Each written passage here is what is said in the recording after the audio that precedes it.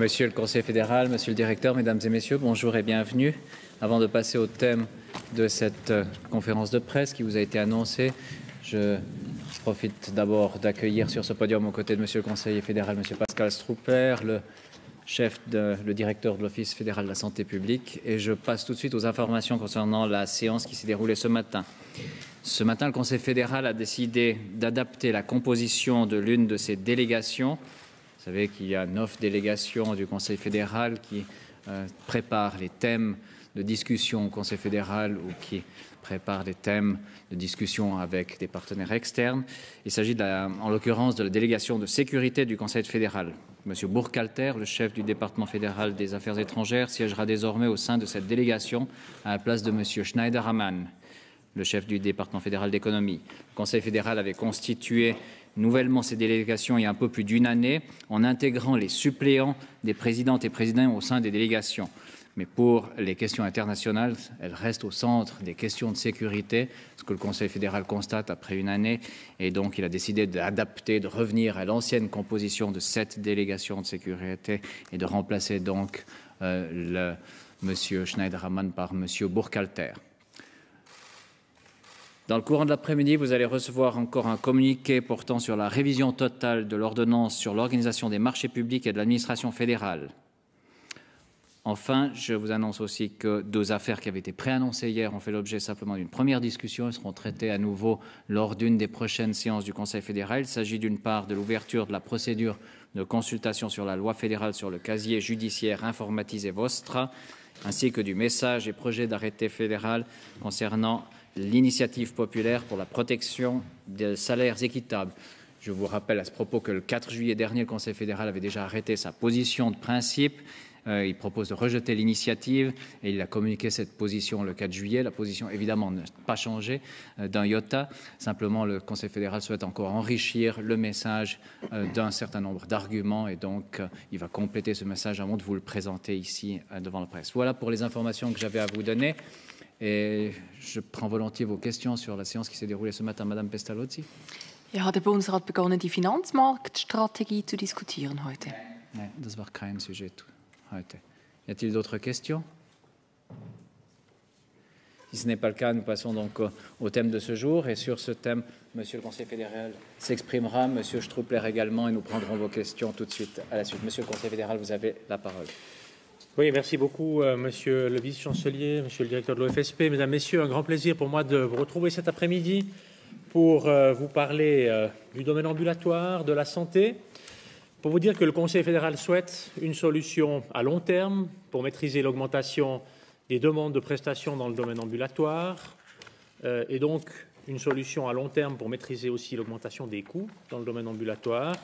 Et comme la concrétisation de cet objectif risque de prendre un certain temps, le Conseil fédéral a mandaté aujourd'hui le département fédéral de l'Intérieur de procéder à une consultation concernant la réintroduction rapide et pour une durée limitée de la clause du besoin pour les cabinets médicaux. C'est donc une stratégie en 2 étapes. Je vous présente aujourd'hui la première étape, la réintroduction rapide pour une durée limitée de la clause du besoin pour les cabinets médicaux. Cette consultation se fera sous la forme d'une conférence. Cette mesure, je l'ai dit, elle doit être temporaire. Elle devrait reprendre la dernière version de la limitation des admissions à pratiquer à la charge de l'assurance obligatoire des soins. Et cette limitation doit permettre de clarifier rapidement la situation et donner le temps au Conseil fédéral, au Parlement, de mener une réflexion approfondie sur le pilotage démocratique du domaine ambulatoire dans les prochaines années. Comme vous le savez, la dernière version de la clause dite du besoin est arrivée à échéance le 31 décembre 2011. Et depuis cette date, enfin depuis le 1er janvier 2012 en réalité, le nombre de demandes de numéros au registre des codes créanciers a fortement augmenté. Et cette augmentation est tellement marquée dans certains cantons qu'ils ont tiré la sonnette d'alarme. Et c'est vrai qu'ils n'ont plus à leur disposition d'instruments de pilotage de l'offre des fournisseurs de prestations dans le domaine ambulatoire et que donc ils craignent des augmentations non maîtrisées et partiellement injustifiées des coûts à charge de l'assurance obligatoire des soins. En soi, une augmentation du nombre de fournisseurs de prestations n'est pas problématique. Ce qu'il faut faire ensuite, c'est évaluer le taux auquel un praticien travaille. Il faut voir si une demande de numéro de facturation débouche véritablement sur l'ouverture d'un cabinet. Et puis, il faut voir ensuite si le praticien qui est demandeur ouvre un cabinet dans une région qui est surapprovisionnée ou sous-approvisionnée, soit géographiquement ou aussi en termes de spécialité en médecine. Il faut dire quand même que localement, la tendance qu'on voit depuis le début de cette année, localement, elle est claire. Elle peut être parfois considérée comme inquiétante, comme l'ont souligné et mentionné différents parlementaires dans leurs interventions. Et on constate depuis le début de l'année que la croissance du nombre de fournisseurs de prestations, et en particulier de spécialistes, dans les zones urbaines, est forte et peut générer une croissance de coûts qui sera difficile à maîtriser. Quelques exemples, très brièvement. Les demandes pour l'ouverture de nouveaux cabinets pour les psychiatres et psychothérapeutes a passé en Suisse de 115 nouvelles demandes dans les 9 premiers mois de 2011 à 275 demandes dans la même période en 2012. Augmentation de plus de 140% ou 140%, c'est plus du double de demandes qui ont été déposées pour les psychiatres et les psychothérapeutes durant cette période. On a pu constater des hausses de demandes encore plus fortes pour les radiologues, pour les spécialistes en chirurgie esthétique. Et c'est vrai que dans le même temps, les demandes pour les médecins de premier recours, elles ont aussi augmenté, mais beaucoup moins, d'environ 50 à 60% seulement. Au total, si on regarde le total, on voit que les demandes de nouveaux numéros de facturation pour les médecins ont plus que doublé entre les 9 premiers mois de 2011 et la même période de 2012, et c'est notamment le cas pour les spécialistes, et c'est notamment le cas dans les villes, là où on ne peut pas dire qu'on a constaté des grands problèmes d'approvisionnement en général. Donc, je viens de le dire, ces augmentations concernent surtout les zones urbaines, celles où il n'y a pas ou peu de problèmes d'approvisionnement médical. Et si on prend la période de janvier à juin 2012, on a eu une augmentation 4 fois plus grande de demandes à Genève par rapport à l'année précédente et 3 fois plus grande à Zurich par rapport à l'année précédente. Eine Verlängerung der früheren Bedürfnisklausel wurde aus mehreren Gründen nicht rascher beschlossen. Wie Sie es wissen, das Instrument wurde als nicht absolut optimal betrachtet. Und es stimmt, dass es weder die vertretenen Fachgebiete noch die Verteilung der praktizierenden Ärztinnen und Ärzte in den Kantonen und noch die Arbeitszeiten berücksichtigt.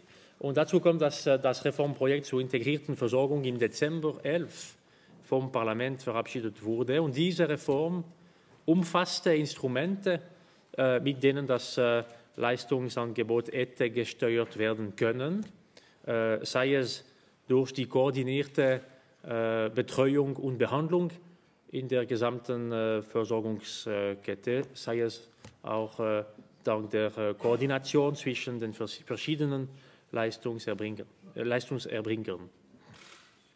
Aus diesen Gründen hatte das Parlament im Dezember 11 beschlossen, die Bedürfnisklausel nicht zu verlängern.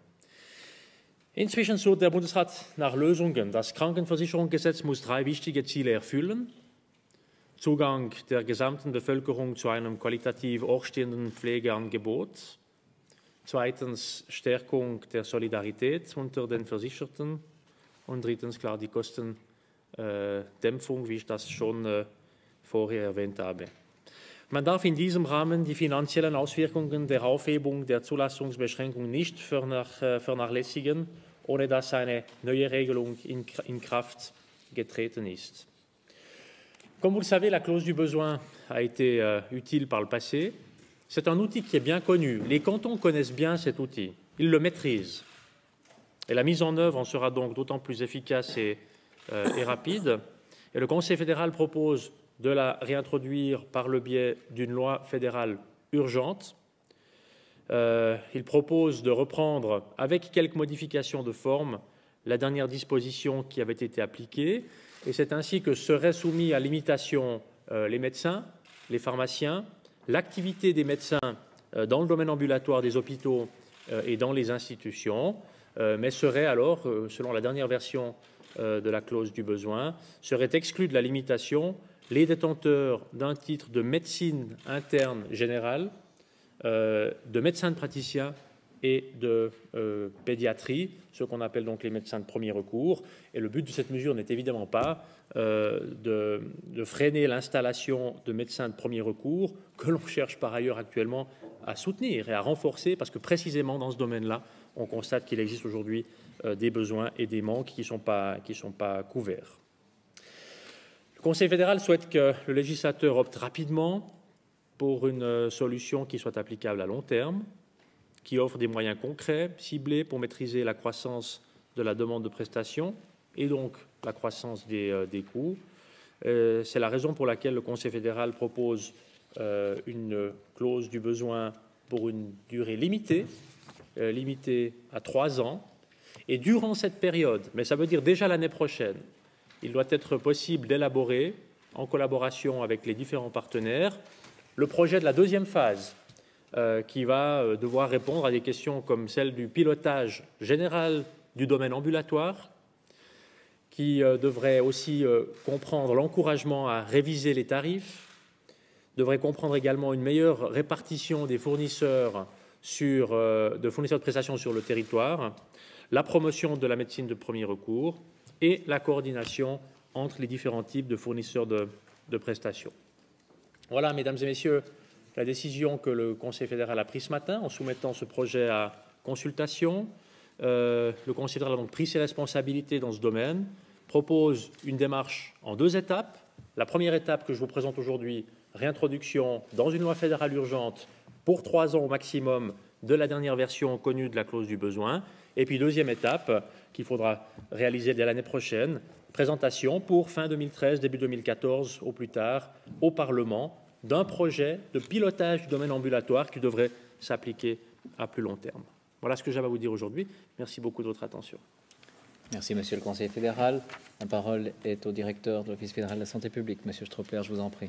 Vielen Dank. Ein paar zusätzliche Informationen zusammenfassend. Die 1542 Ärztinnen und Ärzte haben bis Ende September dieses Jahres eine obligatorische Nummer zur Abrechnung über die Krankenpflegeversicherung beantragt. Im ganzen letzten Jahr, also noch während der Zulassungsbeschränkung, waren es gut die Hälfte.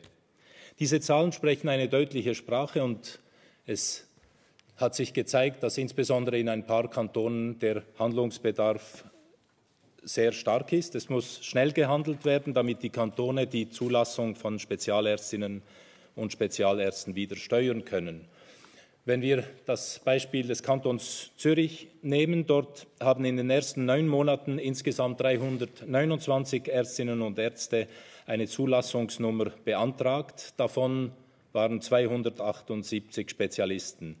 In Genf beantragten in derselben Periode 212 Mediziner eine Zulassungsnummer, darunter 181 Spezialärzte.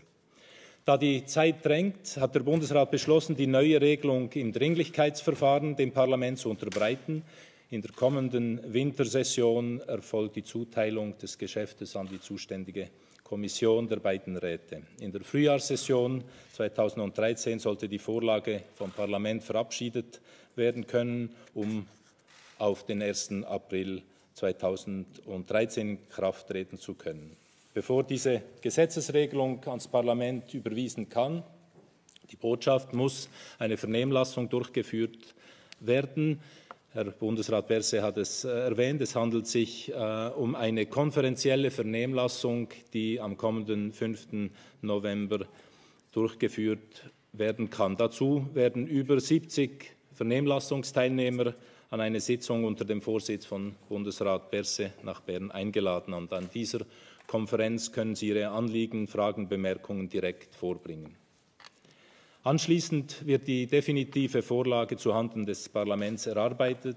Sie sehen, wir arbeiten auf Hochtouren, damit die Kantone die Möglichkeit wieder erhalten, die medizinische Versorgung durch Spezialärztinnen und Ärzte erneut steuern zu können. Zusammengefasst, es geht um die Wiedereinführung der Bedarfsklausel für 3 Jahre, damit die Kantone dort, wo es nötig ist, in zahlenmäßiger, aber auch in regional verteilungsmäßiger Hinsicht die Spezialistinnen und Spezialisten zu steuern, unter Berücksichtigung des Bedarfs an medizinischen Grundversorgungen, da sie ausgenommen sind, wie das der Fall war bereits bei der letzten Version des damals so geheißenen Zulassungsstopps.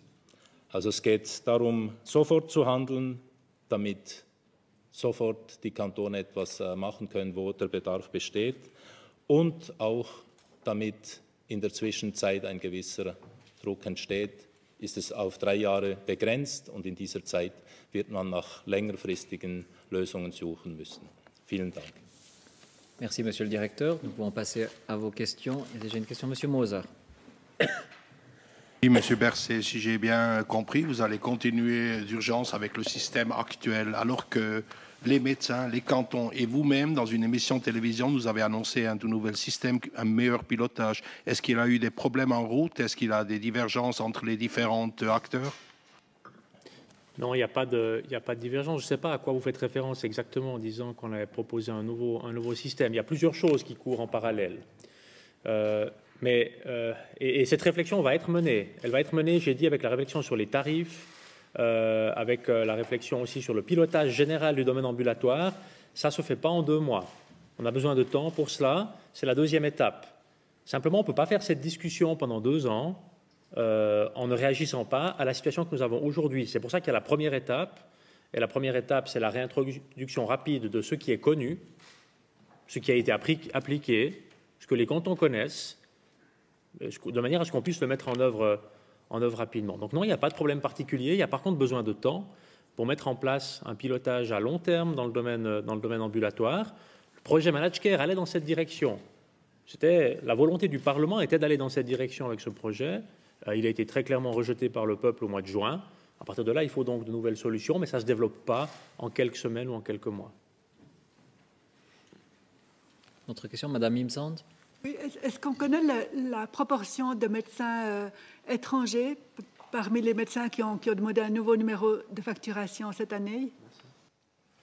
Je pense que c'est quelque chose qu'on doit pouvoir trouver. Vous savez qu'on a depuis le début de cette année des informations qui arrivent par des demandes de nouveaux chiffres de facturation.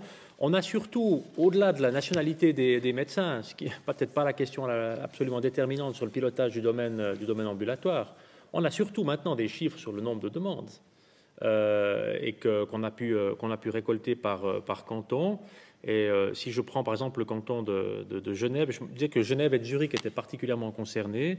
Dans le canton de Genève, pour ce qu'on appelle les Grundversorger, donc la médecine de premier recours, on a une augmentation pour la même période de 2011 à 2012, à savoir janvier à septembre. Il y avait 24 demandes en 2011 pour la médecine de premier recours, 31 en 2012, donc une augmentation de 7.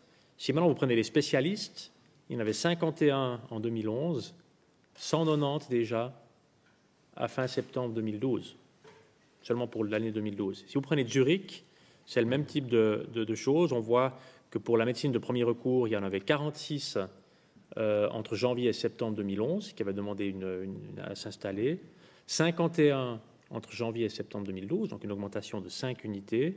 Si on prend maintenant les spécialistes, il y en avait 78 en 2011, 278 pour la même période en 2012. Voilà les chiffres sur lesquels nous fondons cette réflexion. Ce n'est pas une réflexion qui est d'abord fondée sur la nationalité des médecins, même si ce chiffre doit certainement pouvoir être retrouvé. Monsieur Brocci. Mit dieser dringlichen Gesetzesänderung können ja die Kantone bereits wieder nach Bedarf eigentlich steuern. Wie kann denn ein langfristiges System, haben Sie da gewisse Ideen, was da anders sein könnte? Könnte man nicht einfach diese Lösung sozusagen definitiv einführen? Die Frage, ich bin nicht sicher, ich habe gut verstanden. Die Frage wäre, ist diese erste Etappe nicht die definitive einfach und man könnte auf eine zweite Etappe verzichten? Das wäre die Frage etwa, oder? Ich glaube nicht, nein. Ich habe auch vorher erwähnt, dass das Parlament hat schon zweimal die Bedürfnisklausel verlängert, aber auch bewusst, dass vielleicht das Instrument nicht die beste Lösung ist für langfristig. Das war auch die Aussage im Parlament einfach. Und auch deswegen hat das Parlament in 2011 für das dritte Mal das noch nicht einmal mehr verlängert. Die Idee ist jetzt, sehr rasch Klarheit zu haben, damit die Proposition de loi urgente und diese Zeit zu benutzen, um langfristige Lösungen zu suchen. Und für diese langfristigen Lösungen, es gibt sicher auch eine Möglichkeit, über die Tarife zu sprechen. Parlamentarische Initiative TARMED, oder? Und die subsidiäre Möglichkeit für Bundesrat da einzugreifen. Das wird in Kraft treten ist für Anfang Januar, 1. Januar nächstes Jahr vorgesehen.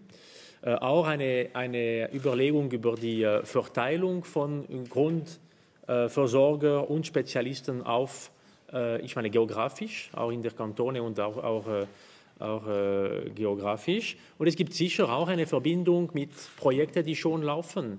Zum Beispiel die Unterstützung vom Médecine de premier recours, Médecine de base, Médecin de famille, Hausärzte, j'ai la peine aujourd'hui. Le soutien aux médecins de famille. Die Unterstützung für die Hausärzte, Medizin. La médecine de famille. Yeah. On a une séance, vous savez, c'est des fois un peu fatigant, alors je trouve en allemand et français. Donc il y a pas mal, je termine en français, il y a pas mal d'éléments de ce niveau-là, aussi la coordination entre les différents types de fournisseurs de prestations. Et je crois qu'il faut, après le rejet du managed care, qui était considéré au Parlement quand même comme une solution qui devait permettre assez rapidement d'avoir une meilleure coordination dans le domaine ambulatoire, eh bien de remettre la discussion au Parlement et de faire cette discussion. Ça a été aussi demandé par pas mal d'interventions parlementaires, raison pour laquelle nous souhaitons que cette discussion puisse se faire, mais dans un cadre qui soit aussi serein que possible. C'est ce qui explique cette procédure en 2 étapes. Est-ce qu'à la fin, pour répondre encore à votre question, de manière encore pour aller un pas plus loin, est-ce qu'à la fin, on peut exclure aujourd'hui que le Parlement dise, dans la 2e étape, dans le fond, la 2e étape, c'est de rien faire, ou bien la 2e étape, c'est de prendre la première et de la fixer à long terme. Le Parlement peut le faire, évidemment, mais il faut qu'on ait le temps de mener cette réflexion. Aujourd'hui, on n'a pas tous les éléments en main pour le faire. Autre question, Monsieur Berenbold. Ja, die Hälfte hat Herr Brocci schon gestellt, aber jetzt trotzdem noch Nachfrage. Was macht Sie so optimistisch, eine Lösung zu finden, wo mehrere Ihrer Vorgänger schon gescheitert sind? Mehr oder weniger grandios. Und könnte man nicht diese Regulierungsmöglichkeit in Kantonen als Dauerkompetenz geben jetzt und nicht provisorisch, weil wenn sie nicht gebraucht wird, weil andere Lösungen gefunden werden, dann brauchen Sie sie auch nicht. Das wäre auch eine Möglichkeit, aber die Idee ist jetzt in der ersten Etappe sehr rasch zu gehen, um Klarheit zu schaffen und nicht eine lange Debatte oder eine zu lange Debatte jetzt zu machen. Klarheit zu schaffen, aber vielleicht auch die zweite Etappe ist oder wird sein im Parlament, okay, eine kleine Adaptation von was wir heute vorschlagen, das wäre sicher möglich. Und sonst, was hat sich jetzt geändert? Die Situation ist neu. Die Situation ist neu. Wir hatten in den letzten 8 Jahren immer bis Anfang dieses Jahres immer die Bedürfnisklausel. Die war in Kraft. Wir haben das nicht mehr. Wir haben während 8 Jahren die Absicht gehabt, eine Lösung für Managed Care zu haben. Die ist jetzt weg vom Tisch. Wir haben neu ab Anfang nächstes Jahr diese subsidiäre Kompetenz in die Tarifstrukturen einzugreifen. Das heißt, die Situation ist ziemlich neu. Und wir nehmen einfach das zur Kenntnis, das ist neu. Das wird sicher auch helfen, neue Überlegungen zu machen. Und wir müssen jetzt diese Zeit nehmen, um das ernst zu machen. Merci. D'autres questions? Oui, monsieur.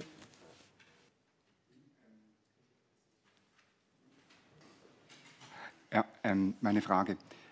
Sie haben die Tarife erwähnt und die Kantone hätten ja heute bereits die Möglichkeit, über die Tarife zu steuern, insbesondere auch Zürich, Genf. Und sie könnten diese Tarife auch senken und so die Zuwanderung weniger attraktiv machen. Und wieso muten Sie das den Kantonen nicht zu? Ich habe nicht den Eindruck heute, dass die Kantone so viele Möglichkeiten haben, in Tarife einzugreifen. Ich meine, die Tarife sind eine Sache der Tarifpartner. Und ich sehe nicht ganz, ja, je ne vois pas exactement à quoi vous faites référence. Die Kantone können den Taxpunktwert steuern. Sie haben da die letztmögliche Schiedsrichterrolle. Taxpunkt ist etwas anderes. Ja, Monsieur Struppler? Die Taxpunktwerte sind kantonal und die multiplizieren für alle Ärzte das Ergebnis des Tarifs. Und damit können sie nur sehr begrenzt steuern. Auf jeden Fall nicht, wenn sie unterscheiden wollen zwischen wegen eines höheren Andranges von Spezialisten, wenn sie den Taxpunktwert erhöhen. Sie müssen ein viel differenzierteres System aufbauen. D'autres questions, Monsieur Grosjean. Puisqu'on fait un copier-coller de la clause du besoin qui est connue du Parlement, est-ce que ce n'est pas possible de le faire entrer encore avant, c'est-à-dire à la session d'hiver, où légalement c'est impossible? Ce que le Conseil fédéral fait aujourd'hui, c'est sur la base des chiffres que je vous ai présentés, de respecter d'un bout à l'autre les procédures comme elles sont prévues. Ça signifie, préparer un message pour la consultation, mais c'est de respecter les procédures, mais d'aller aussi vite que possible. Vraiment d'aller très vite. Aujourd'hui, à savoir le 25 octobre, le Conseil fédéral a décidé de mettre un projet à consultation. La consultation, elle ne va pas avoir lieu sur 3 mois, comme c'est souvent le cas, elle aura lieu durant un jour, le 5 novembre, sous forme de conférence. Bien sûr, il est possible jusqu'à ce jour-là aussi à d'autres intervenants de prendre position par écrit. Les invitations, je crois, partent aujourd'hui pour cette conférence qui aura lieu le 5 novembre. Ensuite, on va tenir compte des résultats de la consultation, préparer le projet et le transmettre au Parlement dans les prochaines semaines. Ça veut dire qu'avant la fin du mois de novembre, l'idée c'est d'avoir une décision du Conseil fédéral sur un projet après consultation encore avant le début de la session d'hiver. Ensuite, ça appartient au Parlement. C'est clair que nous allons accompagner cette demande, cette proposition au Parlement d'une demande de traiter l'objet de manière prioritaire, de le traiter dans les 2 conseils parallèlement, mais ça appartient au Parlement. Le Parlement peut aller à la vitesse qu'il souhaite ensuite. Nous serons naturellement à disposition pour aller très vite, si le Parlement souhaite aller très vite. Raisonnablement, on peut imaginer que si c'est transmis au Parlement à la fin du mois de novembre, que c'est réparti entre les conseils, ce qu'on souhaiterait obtenir, c'est une entrée en vigueur au plus tard le 1er avril 2013, tenant compte de la session de printemps du Parlement. Mais cette rapidité d'action, l'accord pour travailler dans les 2 conseils en même temps ou pas, ça appartient vraiment au Parlement sur une proposition que nous lui faisons. Monsieur Moser. Ouais, du moment que vous continuez dans une première phase avec le système ancien de l'année passée, je ne comprends pas pourquoi vous n'avez pas tiré le frein directement après l'échec de Manetschker. Parce qu'on savait à ce moment-là déjà qu'il avait beaucoup de médecins étrangers qui avaient demandé un numéro. On le sentait peut-être, mais on ne pouvait pas le documenter.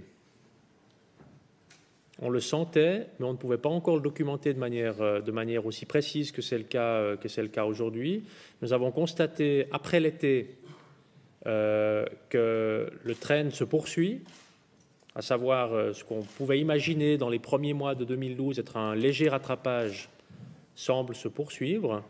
Et après, il a fallu le temps de développer un projet, de le porter au Conseil fédéral. D'un autre côté, vous savez, le Parlement a décidé de ne pas prolonger la clause du besoin à fin 2011. C'est une décision qu'il faut aussi respecter. On ne peut pas simplement, immédiatement derrière, venir avec une autre proposition. On a voulu la documenter correctement, prendre les renseignements nécessaires et on propose maintenant au Parlement de le reprendre. Monsieur Forster. Ja, zwei vielleicht etwas naive Fragen. Das eine, die Kantone, sind das die richtigen, das zu steuern? Was haben die Kantone eigentlich für ein Interesse daran, möglichst wenig Spezialisten zuzulassen, ein finanzielles? Und die zweite, sind Tricksereien eigentlich ausgeschlossen, dass sich einer als Médecin de Base anmeldet, eine Praxis eröffnet und in einem Jahr sagt, jetzt spezialisiere ich mich auf Beauty. Ist das ausgeschlossen? Alors, je réponds peut-être d'abord pour la deuxième question. C'est pas si facile de s'installer avec une spécialité en médecine de famille et puis juste après de devenir spécialiste dans ce domaine très pointu. Il y a toute une formation derrière et il faut un titre de médecin spécialisé. Donc, c'est pas quelque chose qui se fait aussi facilement et aussi rapidement que cela. Et ça signifierait donc d'avoir un médecin qui a fait toute une formation, par exemple en médecine générale, qui s'installe, qui ouvre son cabinet pour pouvoir facturer à charge de l'assurance maladie, et puis qui tout à coup le ferme ou le met en parenthèse, refait toute une formation de spécialiste, et puis après réouvre le cabinet comme spécialiste. Bon, écoutez, ça on peut encore imaginer que ce soit théoriquement possible. Je crois qu'en réalité, ce n'est pas des risques qui sont trop importants. Dans la réflexion, par contre, et là je vais dans le même sens que ce que vous avez, pour répondre à votre question, nous souhaitons évidemment avoir une norme qui puisse s'appliquer avec le moins de possibilités de la contourner. C'est clair, c'est la base pour toute législation. Votre première question était... C'est l'intérêt des cantons de baisser le chiffre des médecins spécialisés. Quel est l'intérêt des cantons? L'intérêt des cantons, d'abord, dans la proposition que nous faisons, il y a un rôle pour la Confédération, mais il est fait naturellement en lien très étroit avec les cantons. Mais nous souhaitons que la Confédération garde aussi la possibilité, parce que c'est le Parlement qui prend cette décision, garde aussi la possibilité de suivre cette affaire de près. L'intérêt des cantons, il est double. D'une part, les cantons sont responsables pour la fourniture de prestations. Et ça signifie que les cantons ont naturellement un intérêt à avoir suffisamment de médecins de famille, à avoir suffisamment de spécialistes, répartis correctement sur leur territoire, et pas à avoir que des spécialistes dans un domaine très pointu qui sont tous concentrés au centre d'une grande ville. Ça, c'est le premier intérêt des cantons, donc pour pouvoir remplir leurs devoirs en matière d'offres de prestations, d'avoir une certaine possibilité de pilotage. Le deuxième élément, c'est les coûts. C'est les coûts. Les chiffres qui ont été publiés par le Conseil fédéral, qui ont été aussi discutés au Parlement il y a déjà une dizaine d'années, montre relativement clairement que chaque médecin supplémentaire génère des coûts d'environ 1,5 million de francs. C'était des chiffres il y a 10 ans. Je ne crois pas que ça ait beaucoup changé aujourd'hui, mais enfin, c'est un ordre de grandeur qu'on peut reprendre. Environ 1,5 million de francs pour l'assurance obligatoire des soins. Et je crois que les cantons ont aussi un intérêt à ce que les primes dans les cantons n'augmentent pas trop vite. Ils ont intérêt à un certain contrôle des coûts. Ben oui, évidemment, parce qu'il y a tout un report ensuite sur les cantons, évidemment. En tout cas, moi, j'ai constaté jusqu'à maintenant que les cantons sont très intéressés à ce que les primes n'augmentent pas trop vite dans leur domaine de compétences et dans leur canton, sur leur territoire. Et donc, il y a un intérêt là, évidemment, à avoir aussi un certain contrôle des coûts, qui est le même intérêt d'ailleurs que la Confédération. Oui. Vielleicht ein Zusatz zu den Tricksereien, die Sie erwähnt haben. Wir sehen ja Ausnahmen vor für die Grundversorger, außer wenn sie einen Facharzttitel in einer anderen Spezialisierung haben. Also ist diese Trickserei ist nicht möglich. Dann vielleicht noch einen kleinen Bezug zur individuellen Prämienvergünstigung, und dort hat auch der Bund ein Interesse, dass wir so etwas einführen können, dass die Kosten eindämmt. Die individuelle Prämienverbilligung richtet sich nach den Gesamtausgaben der OKP und die Kantone zahlen ungefähr 50%. Also haben beide auch über diesen Weg ein Interesse. D'autres questions? S'il n'y a plus de questions, nous concluons ici. Je vous remercie. Vous souhaite un excellent après-midi. Nous pouvons passer aux interviews simplement bilatérales.